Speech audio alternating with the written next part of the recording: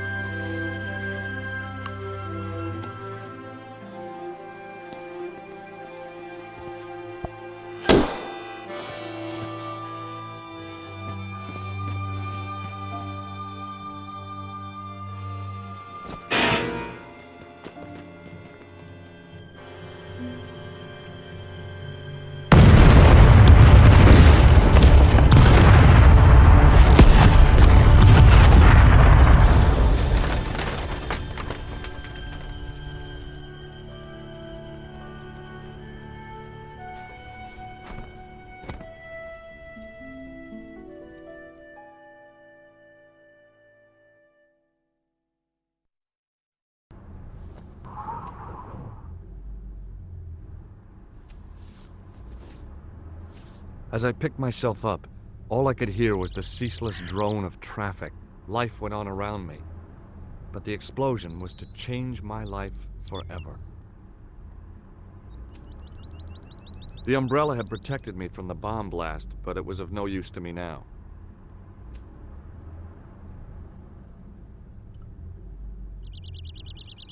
I contemplated crawling under the umbrella and pretending none of this had ever happened.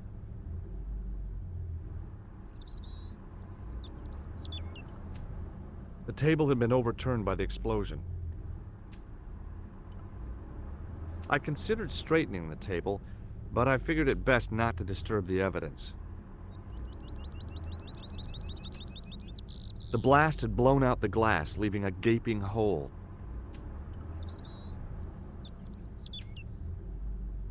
I examined the jagged glass remaining in the window.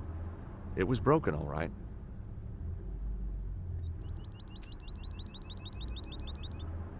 The table had been overturned by the explosion.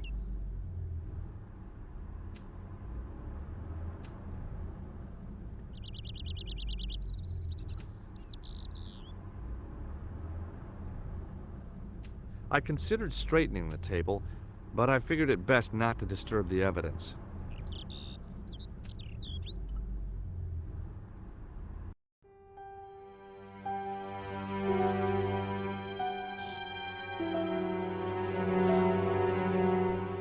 It was the body of the old man.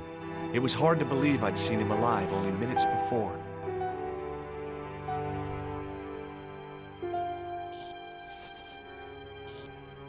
I tried not to meet his stare as I searched the dead man's pockets. No wallet, no papers, no credit cards. The guy's past was a blank page.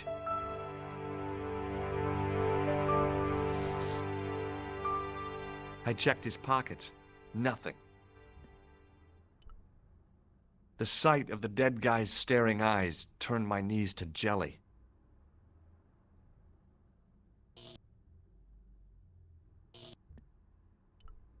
A mysteriously undamaged bottle of spirit stood on the bar.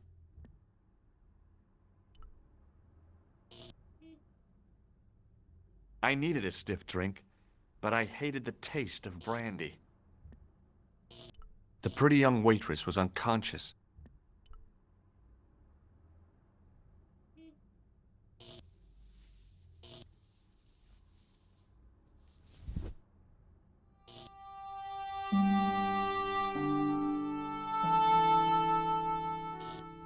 Oh, my head. Never again. How much vodka did I drink? Oh, no, don't tell me. What is your name, Sherry? George Stobart, ma'am.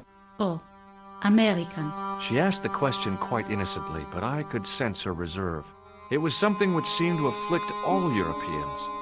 You look like you could use a little help. I could use a little drink. I feel sick, dizzy, and bruised. I don't even remember the party. Just relax and take it easy. You've been knocked out. You don't say. What happened? There's been an explosion. You should try not to move. Are you a doctor?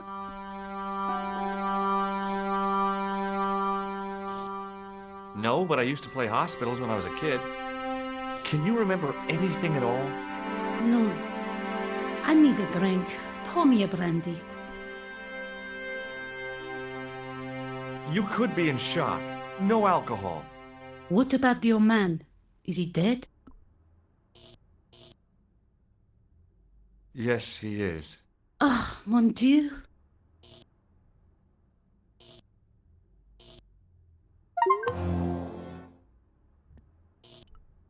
The pretty young waitress was unconscious. She didn't respond. If I wanted another cappuccino, I'd have to serve myself.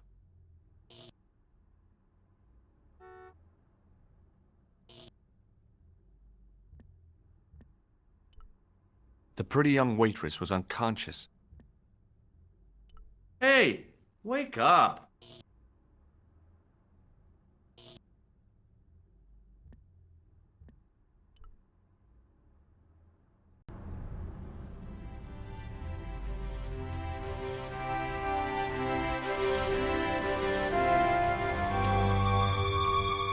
Freeze! Hold it, right there. Oh, don't shoot. I'm innocent. I'm an American. Can't make up your mind, eh? I demand to see the American consul. Drop your weapons and get down on the ground. Put that thing away, Sergeant Moo. I apologize, monsieur, but I cannot permit you to leave. Am I under arrest? Ah, no, I would simply like to ask you some questions. En avant, to the café, marche.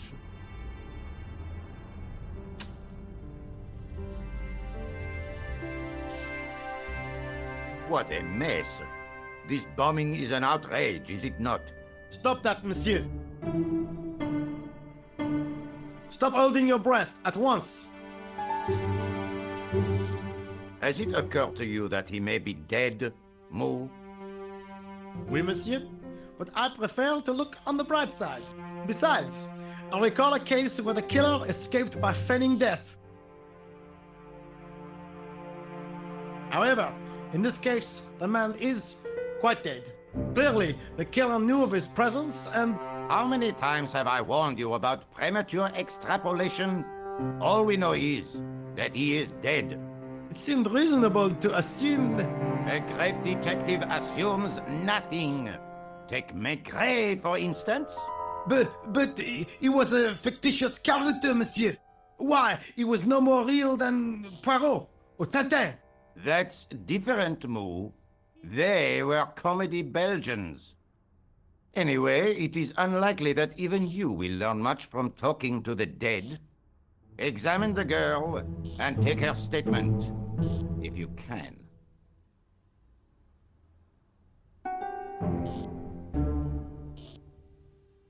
Et maintenant, to business.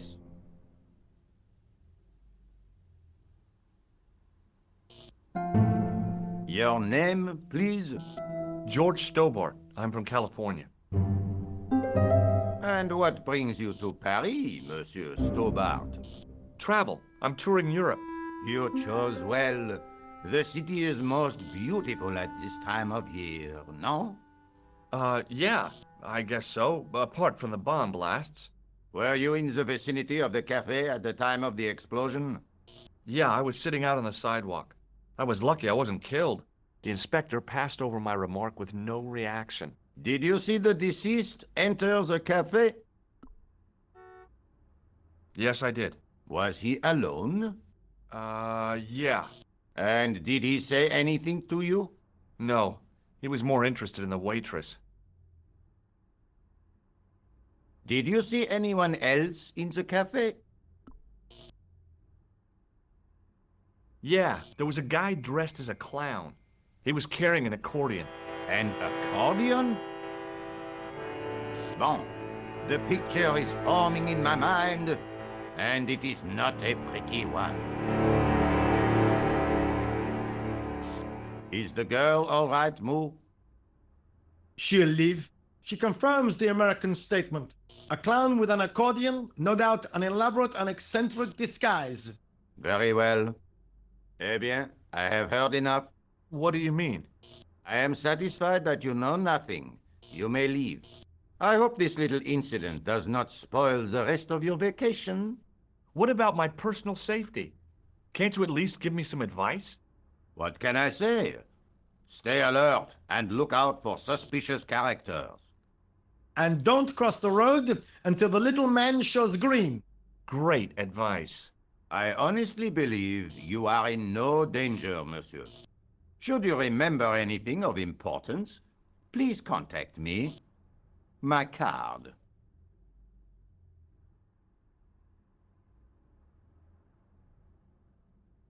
Thanks. That is all. You may go. There's not much to go on, monsieur. On the surface, no. But what lurks inside the subconscious? If the door can only be opened. Are you serious, monsieur? I thought your interest in psychic detection was purely academic. Academic? You are about to witness a scientific breakthrough